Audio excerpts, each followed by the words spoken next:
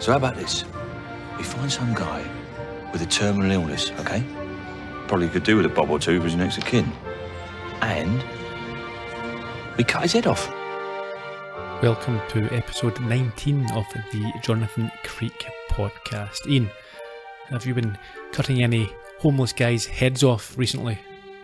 Not officially. Okay. We won't go into that. How are you? I'm not very well. Kind of getting a little bit towards the end of a man flu, I think. Yeah, I'm glad you're sitting a little bit further away than normal. Yeah. Don't want to pick up any of your pesky viruses. If there's any weird edits, it's probably me coughing for 20 minutes before we get back to it. That's what we'll blame, not the content. Nope, definitely not the content. I've not accused anyone of anything. We have a Christmas special this week. Yes, we're all feeling quite festive. 2001, I believe. No, it's 2018. Time flies. Yes, the 2001 Christmas special. So it's about a year since the last episode of season 3. Yeah, over a year, I think. No, it aired in January 2000. And this is, yeah, 2 years. 2 years. Yeah. Oofed. Mm-hmm. Yeah. A new face. At least one. We can discuss that, but I don't think it's too harsh. No, it works quite nicely, I think. Scottish theme as well. Always good. Slightly inaccurate in places, I'm led to believe. Well, name one great piece of Scottish historical fiction that is not. Outlander. It's right about everything. Outlander? Yeah. Alright, I thought you meant Highlander there. No, Highlander. Yeah, it makes a few mistakes. Yeah. Technically, there were more than one. Enough of this. Will we start? Why not, Gerry? Why not? Got a summary? I do. Crack on.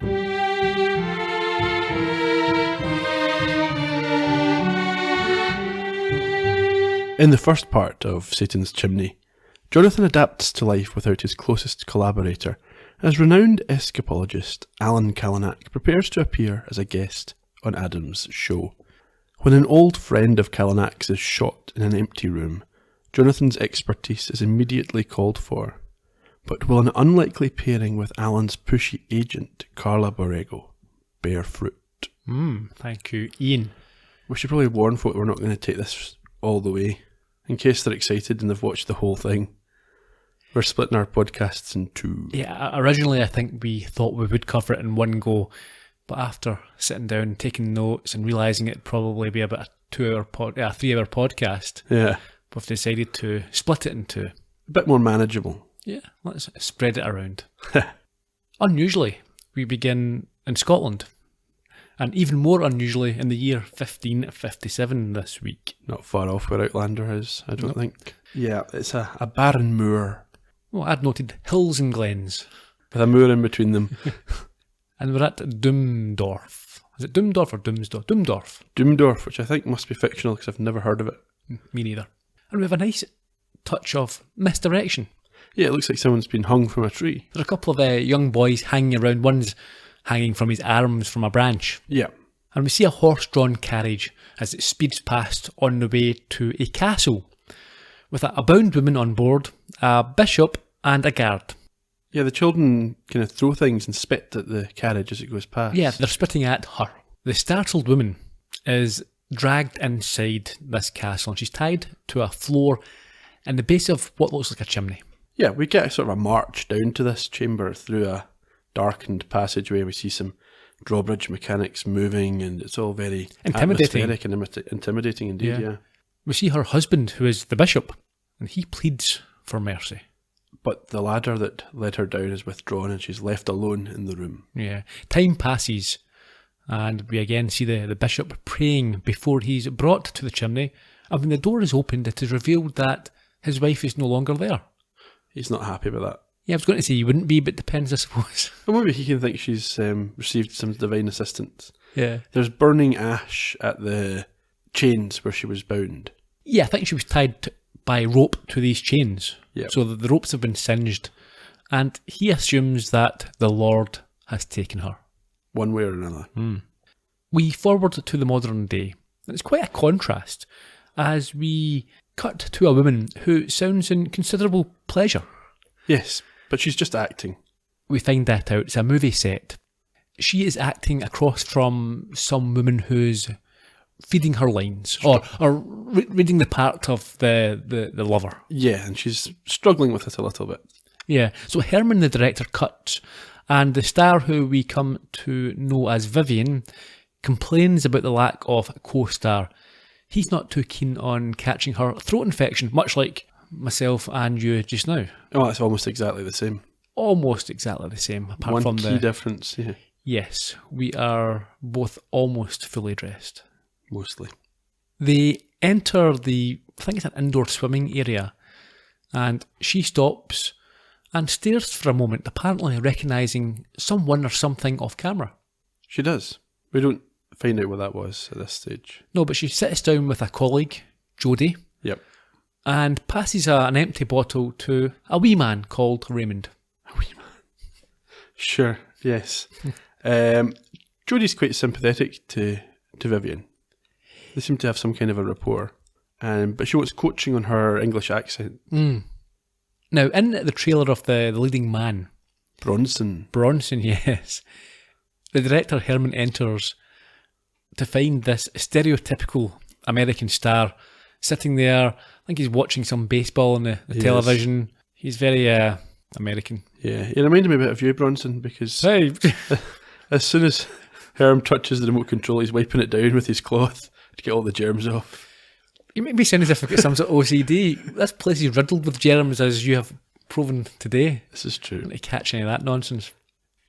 Anyway, Herman is there to try and have a word with Bronson about his lack of appearance on the set. Yes, he wants to cajole him towards showing up. Yeah, and it seems to have partially worked, because we head back to the movie set and we see that Vivian is reading her lines, and Bronson is there, if not in body, but in voice, anyway. Voice, yes. He's using a walkie-talkie to communicate, but we learn he's still watching the baseball when he starts yelling.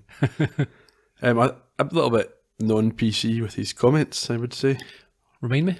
He says to the guy in the team, "Where did you learn to catch? The local retards academy?" Yeah. Can't really say that. No, you wouldn't say it these days. No. It does break the moment for Vivian as well. So we head over to the windmill for the first time this week, where we see Jonathan open a letter that reveals to us where Maddie is. Yes, she is in Texas. On a book promo tour. On her own, apparently. Well, not so much, because we see that Austin is very hot. Unfortunately for Jonathan, Austin is not a place in Texas, but No. a Texan. Yeah, no, it was a sad moment for Jonathan. Yeah, it's not very considerate. I mean, then you don't know what conclusions they've reached in the 2 years since we saw them. True, but even if they did decide that they were best apart, you would still expect there to be feelings there. You wouldn't be taunting the other one. No. Unless, of course, he knows that she's not pulled this guy Austin. Yeah, this it's is just a joke. Yeah. He looks at a flyer for another magician, not Adam. I think it's Kalanak's flyer. And he calls a number for a Carla Borrego. Yes, this other magician, I think he's an escapologist. He is, or escapologist, as I would say it. Escapologist, yeah. You're probably correct. Who knows? Jonathan's a bit upset with Carla. Yeah, the call doesn't go as he would have liked, because she is very dismissive of him and Adam, and insists that the terms of her client appearing on their show is non-negotiable. Yeah, he's not showing up for rehearsals unless he's paid additional money. Seems very strange, that. It does seem quite strange, but then she points out that he's a high earner, he's in demand, and his time's valuable. Although I think we do find out later that she may not be entirely honest with us. No, I think she's just pushing the boundaries a little bit. Not only is this stance undesirable, but Jonathan is offended that he doesn't believe he's getting her full attention, and that's quite accurate. Yep, she's shopping, I think. Yeah, she's buying a anklet in a jewellery store. That's it. And charging it to her expense account. Yes. I wonder if that's why she wants the extra money for the rehearsal time. I think it is, yeah. I thought that whole scene was quite a nice way, quite an efficient way of introducing us to Carla. No, absolutely. I liked the line that she had, when I want a lecture in theatrical management from a prop boy, I'll let you know. Yeah. And we go over to see Carla leave her department store, the House of Fraser, a familiar brand, started up here in Glasgow. Yep. I think it's headquartered in London now, but yeah, Scottish brand. Big department. Yeah. Hugh Fraser. He used to live not far from where I am at the moment. Not where I am right now. Where you live at the moment? Where I live at the moment, yeah. He used to own Harrods as well. Did he? Yeah, he did. I think it was him that sold it to Fayad, or maybe the person before, yeah. But yeah, Fraser's owned Harrods for a period. Strangely, the Fraser's department store in the town where I grew up was called Arnott's. Yes, same here, where I grew up. Yeah. Moving on from this delightful chat. We see Carla leave this store and accost a man who doesn't have the decency to acknowledge her and hold the door open for her. She's very unhappy about that. Yeah, for about 30 seconds. Well, she storms after him. Mm-hmm. But he seems the type that she might be into, as she is easily turned when he confidently asks her where she lives. Completely charmed. Yeah, it didn't take much, did it? No. Back to Bronson's trailer. Herman is trying to keep the peace as Vivian and the aforementioned Bronson have a ding-dong regarding his lack of appearance. Yeah, he doesn't think it's a crime for him to be vigilant about avoiding a respiratory ailment. That's true. However, this is countered when Vivian pulls out a cast of her head that he intended to use during the deep French kissing scene. So this is obviously pre-planned. Yes. She then goes on a tirade about how much she dislikes him, and then we have a sharp cut. Yes, to the TV news where she's singing his praises in public. Yeah, and this is being reported by Penny Smith on a TV show where her guest critic has a more accurate version of Bronson's personality for her. Yeah, she seems to have got some of the real picture. And she goes on to say that Vivian is reported to be having dinner that night with her ex-husband, Alan Kalanick, the escapologist. Interesting piece of background information. Uh-huh. I mean, the way that Kalanick was originally introduced, you get the feeling he's kind of B-plot material. He's in the Adam Klaus section of the show. It wouldn't be anything to do with anything. Mm-hmm. And now he's getting tied into this. Yeah, I mean, we're not too far into the show, and I used the word earlier, they're efficient.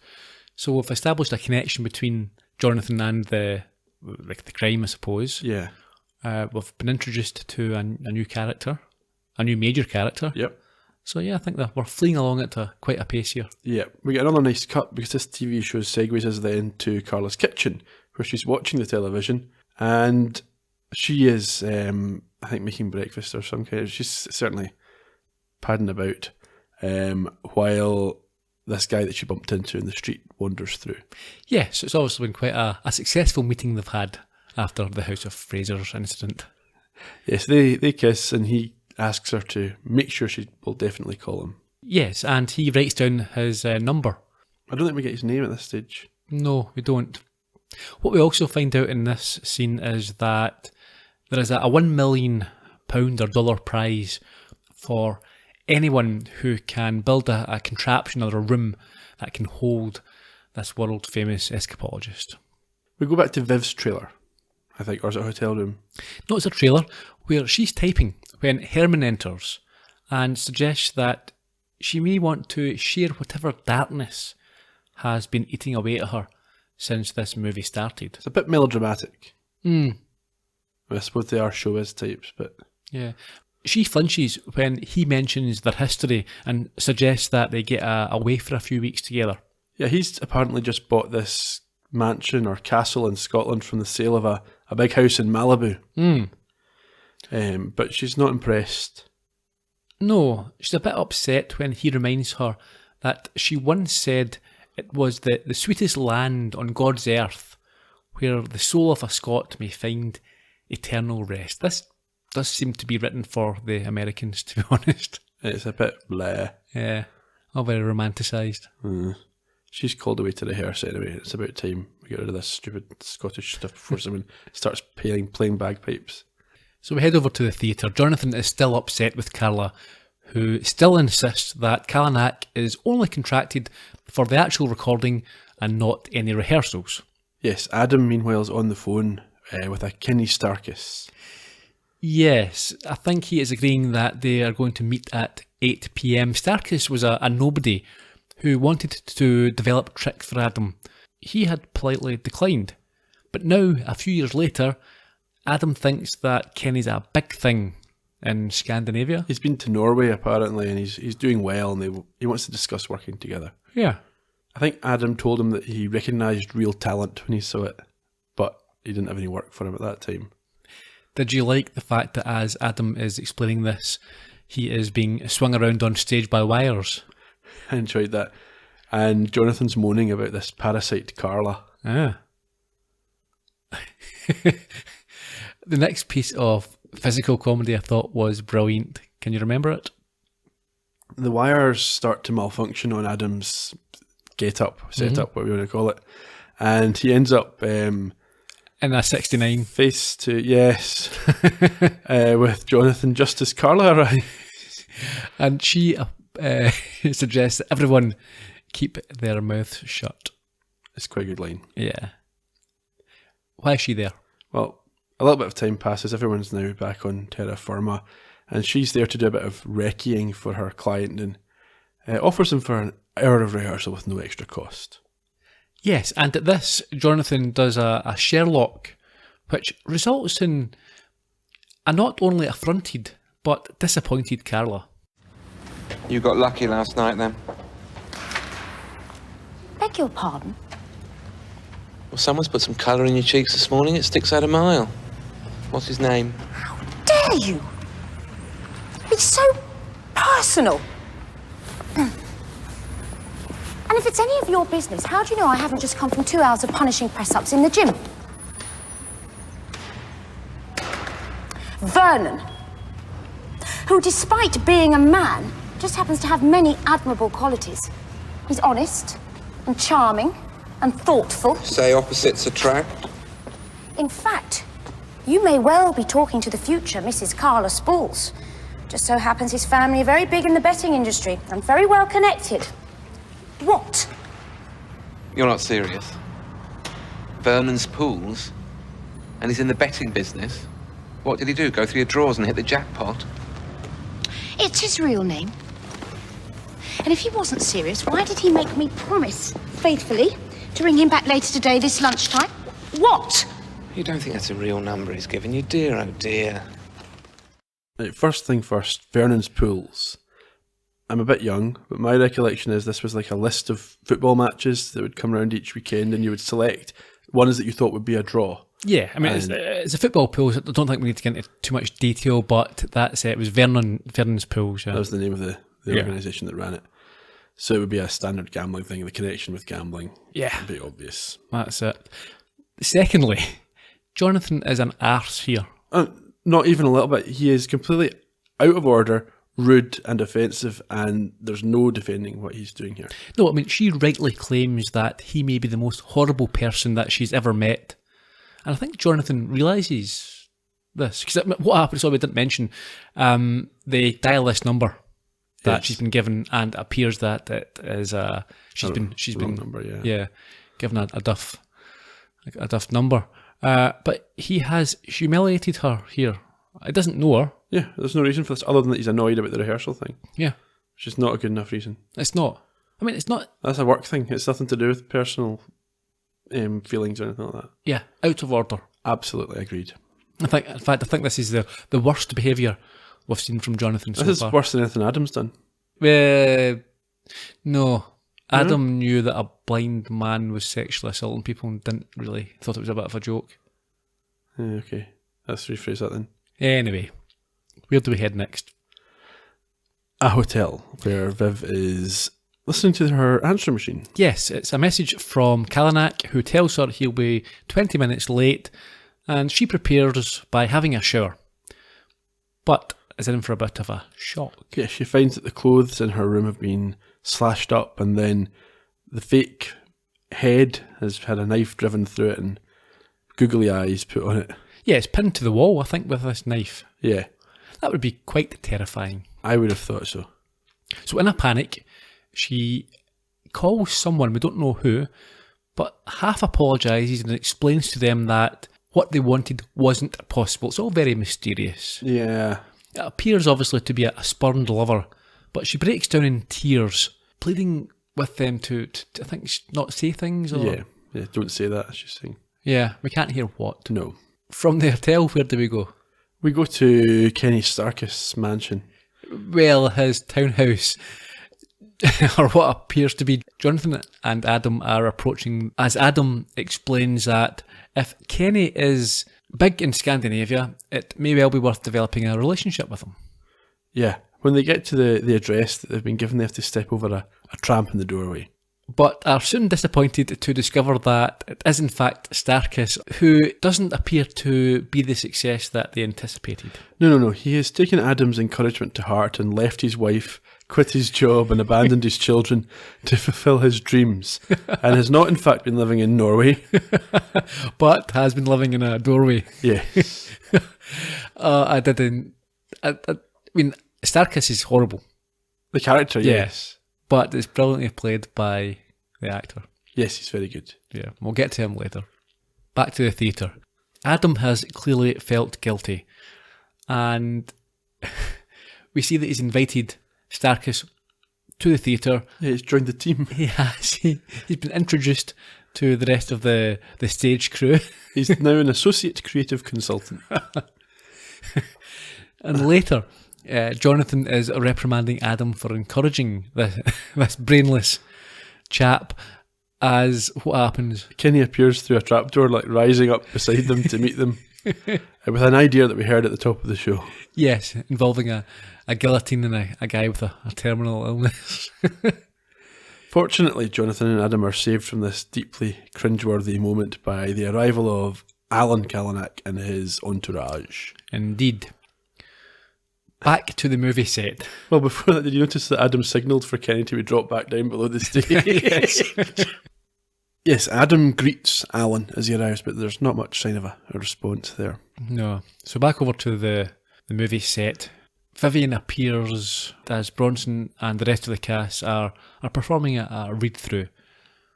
And we hear the violent nature of this particular scene. It's quite gruesome, isn't it? Mm. We quickly skip back to the theatre where everyone's watching Alan and his assistant rehearse, and even Jonathan's quite impressed. Yeah, I was watching it thinking this isn't very impressive. I thought they'll all think this guy's a fraud, but no, they did seem to be quite impressed with the dramatics. Yeah. I suppose because you can't see what the trick was, that's whether it's impressive showmanship or not.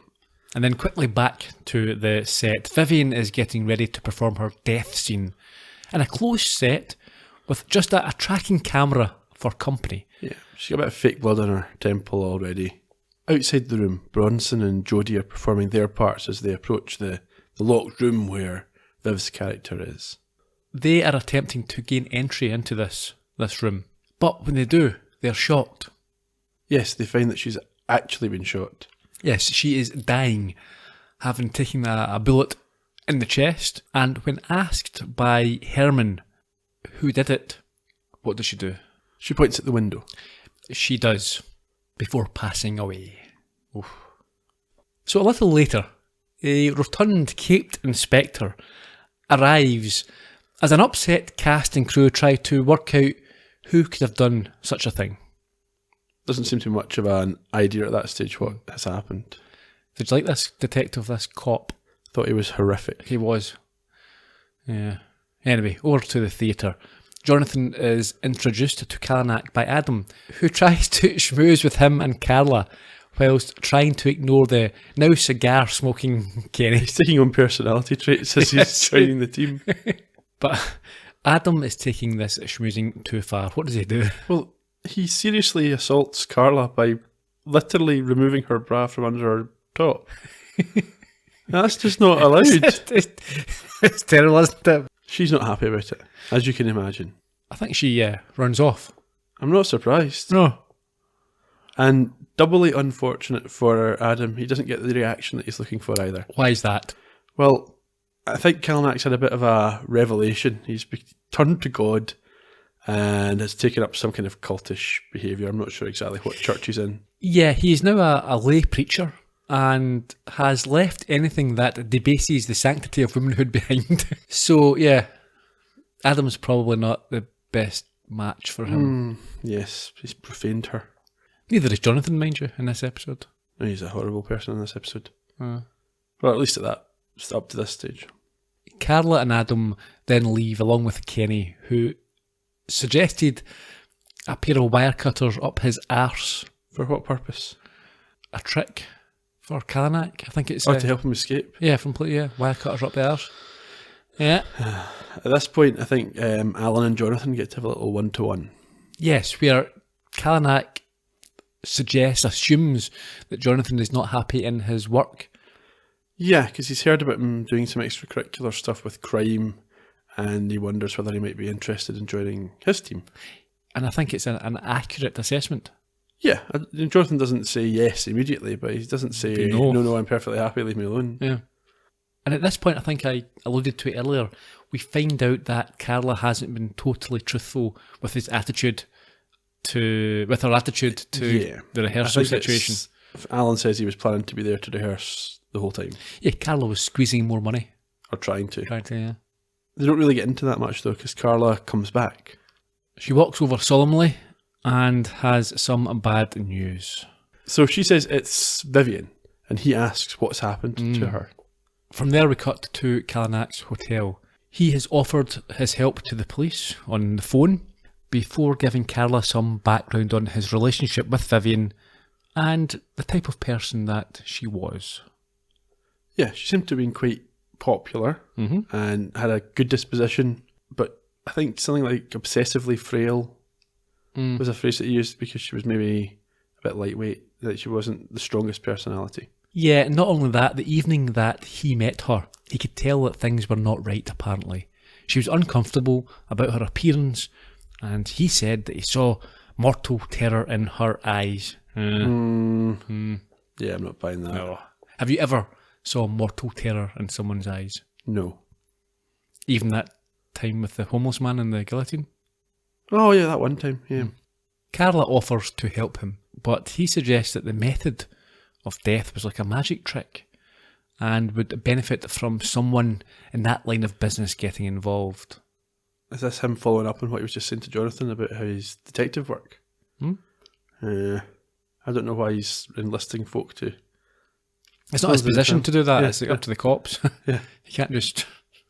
And why would Jonathan say, okay, yeah, unless he's using this sort of suggestion that Jonathan might be able to come and work with him as a sort of a lead into, can you do this for me? Don't know. So over to the windmill, and with a mischievous score and in foul conditions. I had sort of Pink Pantherish music. Yeah? That's what I thought. We see Carla approach the windmill at night, and yeah, she's not too happy, is she? It's a complete mess. The conditions, that is. She's miserable, and then the note that Jonathan's left in the door for her makes it worse. What was the note? Tells her to wipe her feet. She has lots of documents on Vivian for background purposes, and explains to him that Kalanick thought it would be useful to pick his brains. Jonathan starts off by moaning a bit about Herman's artistic integrity, and when Carla tries to bring the subject around to Vivian's death, she gets the feeling that he's not paying full attention. However, he proves this not to be the case. When they closed the door, she was alone in the study. No one else could have got in or out. The door was in full view of the crew the whole time. There was nowhere anyone could have hidden, and no sign of the murder weapon anywhere in the room. The gun on the desk was just a prop and hadn't been moved. According to ballistic reports, the gun that killed her had to have been fired from at least 5 metres away, putting the killer a good 6 or 7 feet outside the window. And yet the window was still completely intact and clearly hadn't been opened. Not only was it protected on the inside by another glass panel bolted to the wall with 24 2-inch screws, there wasn't a single drop of water around the frame, despite the fact that it was buckling down with the rain at the time. What? No, it's just this CV of hers. In fact, she's hardly been out of work since she first started. 2 or 3 movies a year, masses of telly and theatre, except for 1973-74. Well, there's nothing at all listed. Well, it does happen, believe it or not. People do have fallow years from time to time. Of course. I'm just a prop boy. I wouldn't know about these things. But that doesn't mean you can't learn. a free piece of advice. You shouldn't take everything that's happened here at face value. She then goes on to note that Bronson was driving Vivian crazy, and Jodie was not as naive as she may look, and then reminds Jonathan about her last action of pointing towards the window. Yeah, and Jonathan kind of thinks the same way that I think I did, and you probably did when you first saw her doing it, that she's probably not pointing out the window. Yeah, I don't think that was... I think they thought that might be a reveal, but it was fairly obvious. Yeah, it's a reflection. So Jonathan alludes to the obvious point that she wasn't pointing out of the window, since it was raining heavily. Yeah, you wouldn't be able to see very much. There's a bit of a jump scare at this point. What happens? Well, for some reason, Kenny's there in a chest. And he bursts out with a stopwatch. As if he's been timing himself. Is he doing escapology now? Yeah. Oh, that's why he had the wire cutters. Mm-hmm. Oh, dear. And I think he just gets locked back inside straight away. He does. Carla then picks up a copy of Jonathan and Maddie's book and asks about her. Yeah, and Jonathan kind of answers all her questions before she can even finish asking them. Or what he assumes her questions are going to be, it might be fair to say. And after that, we see her leave and receive another jump scare. Yeah, Kenny's now at her car and has more inappropriate things to say. Yeah, he found out about her being humped and dumped from the stagehands, and they're all chatting about this and having a laugh. Yeah, does he think this is going to make her feel good? I don't know what he thinks. He's an oddball. Yeah, I think he seems to see himself as a sort of a white knight. Yeah. He's here to make things better for her. He's going to do something about this. A shite night, more like. Back to the movie mansion the next morning. Carla arrives, this time with Jonathan in tow, and we find the movie is going ahead with a replacement actress. Yeah, I don't think Jodie's very chuffed about this. She seems kind of moody. Yeah, well, you would be. I think they were quite friendly, weren't they, her and Vivian? Yeah, and also your friend's just been killed and you're getting no time off. Yeah, I mean, this isn't, to an extent, I can sort of understand. We've seen it plenty of times in movies where it could be many millions of pounds, so they're not going to simply scrap it. You know, Gladiator, the reshot Oliver Reed's part, I believe, and recently with the scandals, Kevin Spacey's been... Yeah, edited out of that movie, yeah. But those people weren't murdered. This is now a crime scene. I think if someone's been murdered on your set, you might think, you know what? Well, if it overruns the budget slightly, we'll take a couple of days off. Yeah, you might also have insurance for this sort of thing. Yeah, but this was these people's friend. She's been murdered. Not to mention the director's relationship with her. Precisely. It's odd. Very. Unrealistic, I'd suggest. Unless there's a reason for it. Kalanick is also there. This is weird.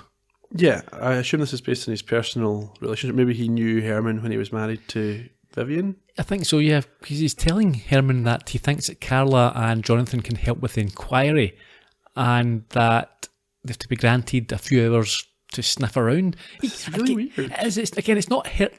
This is a crime scene.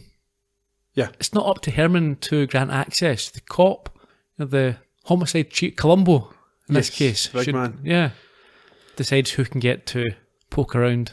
Anyway, Jonathan sends Carla off on a mission. Well, he's kind of in the habit of this. He's been investigating crimes now for a few years, so he maybe just kind of gets back in the swing of things. But I don't think Carla's an investigator of this type.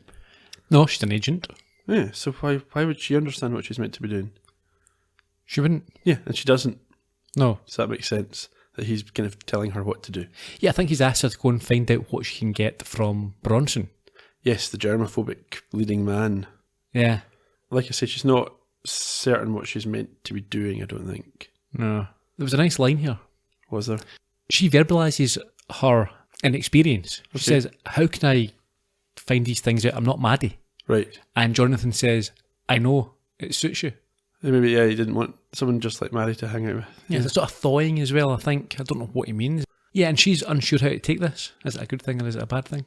It's not something she's going to be able to know the answer to right now, I don't suppose. We're in the study, the crime scene. Yes. The policeman's there. He's trying to figure out how this might have gone down. Oh, yeah, Inspector Bulstrode. Is that his real name? Yep. Oh, dear. He is attempting, as you mentioned there, to put himself in Vivian's mind when Jonathan enters and witnesses him considering that she killed herself. Yeah. As is his way, Jonathan quickly points out that makes no sense whatsoever. Yep, notes a number of flaws in this theory. before leaving. As you do. Come in, ruin your theory, leave. Where are we next? I think it is Bronson's trailer or hotel room. Trailer, Again, yeah. I always get mixed up because there's some hotel room bits and some trailer bits. Yes, he says trailer. He is tearfully reading a note which states, "Everything is known. Be warned, death awaits you at Doomdorf Castle." Yes, that's not encouraging. No. Carla shows up, as she's been asked to do. Yeah, she is quite inventive. Yep, she's dressed as a nurse or some kind of helper of the medical kind, and she's going to put some cream on him. Yes, she is preying on his hypochondria. Yes, I think, did she identify some symptoms or something? Yes, some sort of bites or rashes or something, Yeah. but she's got to rub this cream all over him. So that's going to give her some time to talk to him. Outside, Jonathan is inspecting the windows and rooms from the position of a ladder. I think it's outside the murder. He's climbing up to outside the murder window. Yeah, okay, the murder window. Yes. Yes. We saw, it reminded me a bit of the ladders that we saw in Ghost's Forge. Yes. At the same time, in the catering tent, Herman is eating with wee Ray. Yeah, so they're having some food. Kalanick wants his blessing for Vivian to be buried at Doomdorf. Well, who's asking who? I think Herman was asking Alan. Kalanick wants Herman's blessing. Okay, so Herman owns the land, Mm-hmm. and Alan wants to use Herman's land for the burial. I think so, yeah. Okay. Herman's happy enough with this idea, but not so much with the very noisy Raymond. Well, nobody likes a noisy eater, do they? No. Unfortunately, I haven't mentioned that Raymond doesn't talk. No, just makes noises. He does, yeah. Back outside, Jonathan is now at the top floor and talking to Jodie, who is at the window inside and is being very defensive by claiming that she can't be a suspect as she's not that smart and has no motive. Well, I suppose that sounds trite, but you would have to be fairly brainy to pull off a locked room murder. You would think. To pull it off, not to necessarily set one up that can get solved easily. Yeah. I think at this point Jonathan mentions a silencer being used if they were all outside the door, but Jodie informs him that there was a lot of noise and Tom was using an axe to get in. We've Yes. not met Tom yet. No, well, yeah, he's the guy who chopped the door down, wasn't he? Yeah. But yeah, we don't. Yeah, so she's saying he didn't necessarily, whoever the killer was, didn't have to have a silencer because they wouldn't have heard it anyway. Don't believe that. No. A shotgun is louder than people talking in an axe. Yeah, I would have thought so. So John goes to talk to this Tom, who is very upset.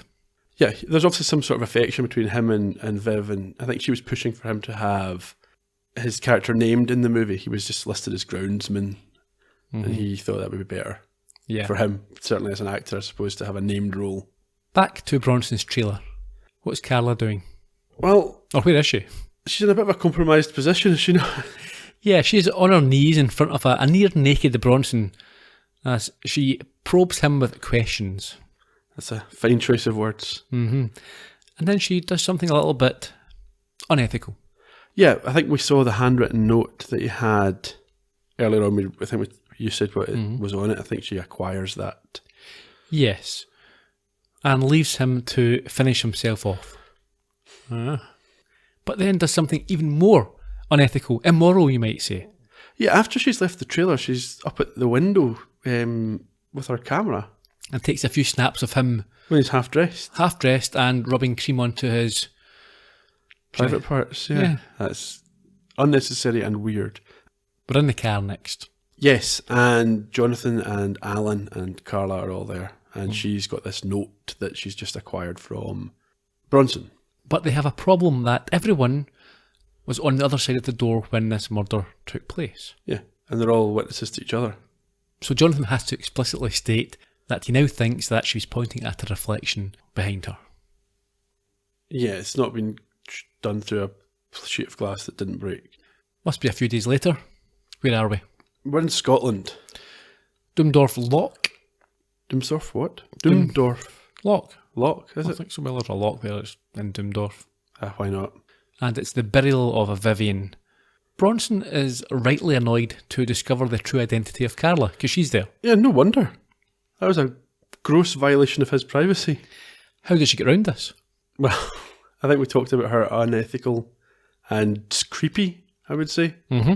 And Illegal. illegal. Any other words you want to use?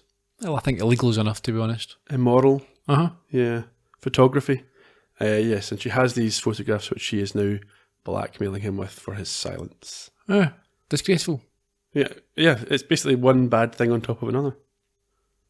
Herman says a few words and recites a poem as Vivian's coffin is lowered into the ground. Before they leave, and we see Jodie having a go at Bronson for an apparent lack of sympathy and respect for Vivian. That kind of fits in with what we saw before in the news reports and so on about Bronson not being really an engaged and supportive cast member. Mm-hmm. So from the lock we go to the castle itself, and we find out that they'll all be staying there that night, and they don't seem to be too keen. Well, it's a bit creepy, isn't it? Very creepy, yeah. Later that night, Carla is sleeping fully clothed on top of her bed, and awakes with a start Why? Well, Jonathan's got a wee gong, Yeah. which he just dongs in her ear. You don't. You never want your ear donged. Not with a gong. No. No. Announcing that Grub's up. Yes. She's rightly unhappy with this, and says that she can understand how he can make women disappear. I thought it was a funny little line, considering his job. Yes. So we're down to the dining room, which appeared to be just at the front door. The main entrance to the castle. Yeah, there's a table next to the door. Let's all sit there. Herman's making a speech about guilt and innocence and people paying the price and whatever else. Before asking Kalanick to say a few words, and things seem more relaxed a little bit later, as Carla whispers to Jonathan that she thinks Herman was referring to someone in the room. Bit of magical deduction there. Maybe he was. Later still, and a drunk Bronson is making a complete arse of himself, isn't he? Well, he's had, like we said, or like you just said, a bit much to drink. And I think he's talking about if it was his castle, the way things would be different, what he would do with it. Yeah, he's also referencing the Dickensian era. He takes offence when Jodie calls him a moron, but goes on to prove her point by offering his theory on how the killer carried out the murder. However, he stops halfway through his ramblings when he notices that all the staff are leaving. Yeah, just got up and started walking out. Why? Well, Herman's got a story about, I think it's ghosts or some sort of presence that's upset the staff. They always apparently leave at this time. Yes, and he then goes on to tell them about a local legend. In the mid-1500s, during the Counter-Reformation, the Catholic Queen Mary began a reign of terror to realign the Church with Rome. To make an example of certain dissenters, she had them brought here to a dungeon deep beneath the castle, where it is said any Protestant would be delivered straight to hell. According to the story, the victims were staked out on the floor of a sheer stone well, and the door above them locked and bolted. When it was opened again, just a few minutes later, nothing remained of the body except a few small piles of ash, leading to the belief that the well was some kind of passageway to the fires of damnation. This is supposedly a contemporary account by a Protestant bishop who lost his own wife down there. Oh, Alan, your eyes are, I think, a little better than mine, would you? At this point, Alan is given this sort of parchment to read with a tale of the bishop's wife's story, the one that we saw in the introduction to the episode. Yeah, I think it's an eyewitness account to this. Yeah, I think it's meant to be by the bishop, isn't it? Is it? Yeah, okay. which confirms that there was no other means of escape or concealment in this chimney. And that's where we go, down to the dungeon below the chimney. It's quite creepy here. Good sort of effect. I like the way it was filmed. Yeah, but Bronson gets more than he bargained for when what goes up what? Some kind of rodent, rat, mouse, something up his trouser leg causes him to basically panic. How does he get it out? Is that how his fly? Yeah. Yeah. Yeah, Raymond does it. I didn't even realise it was Raymond. The two of them are done. They're not sticking around any longer. No, they head back upstairs. The rest of the party peer through a jail cell and see a skeleton. I don't believe that for a second. No, that must be fake. Has to be. There hasn't been a castle there for hundreds of years with a skeleton. And no one's been down. Nah. And they end up standing at the bottom of this chimney, where Herman confirms the small hole at the top of it is the only gap, the only way anything can pass out, and it's certainly not big enough for a human, even if they could get up there to escape. Jodie's got a moment of inspiration here, realising, I think maybe thinking about the £1 million prize, but certainly challenging Alan. You know, can you escape from this? And there's an odd score here. It doesn't really fit. You think it was a bit jarring? Yeah. I think it's probably deliberate, mind you. Possibly, yeah, to give a sort of a uneasy feeling. Yeah. And we see Kalanick being bound and left on the ground, just like the bishop's wife. 15 minutes pass, and the door is opened again. What do we find? Alan's not there, but there's a skeleton chained where he was. Yeah. So maybe it's the bishop's wife. My thought was maybe it's a rotating floor. Yeah. Where at some point something happens and it's flipped, so it's now gone back to the side where she was chained. Carla seems shocked, but Jodie applauds in delight before they leave. Back to the dining room. Yeah, Jonathan gets a call on his mobile from Alan. He does, telling him that he may be onto something and that he has to tell the others he had to leave, and so Jonathan does so. Yeah, there's no reason for him to question that. However, that night, Jonathan can't sleep. Yes, he goes over to his window in his bedroom and he sees Alan driving out. He does indeed. All very mysterious. A good sort of cliffhangery bit. Yes, because that's where we shall leave this episode for this week. I think it's been set up quite nicely. We've got all the characters. We have the murder. We do. We've also got what's Alan up to? Yeah. Because he's escaped from this trap and now he's driving off in the middle of the night without speaking to anybody, except for Jonathan, briefly. Yeah. Odd. Are we saving our trivia for part 2, or are we going to... No, I've spread it, so I've got a bit of trivia this week and next. Okay. As we mentioned at the start, this episode was broadcast first on the 26th of December 2001. It's a 2-hour episode. Sandy Johnson returns. This is his 5th appearance as director. Mary Tam played Vivian Brodie. Did you recognise her?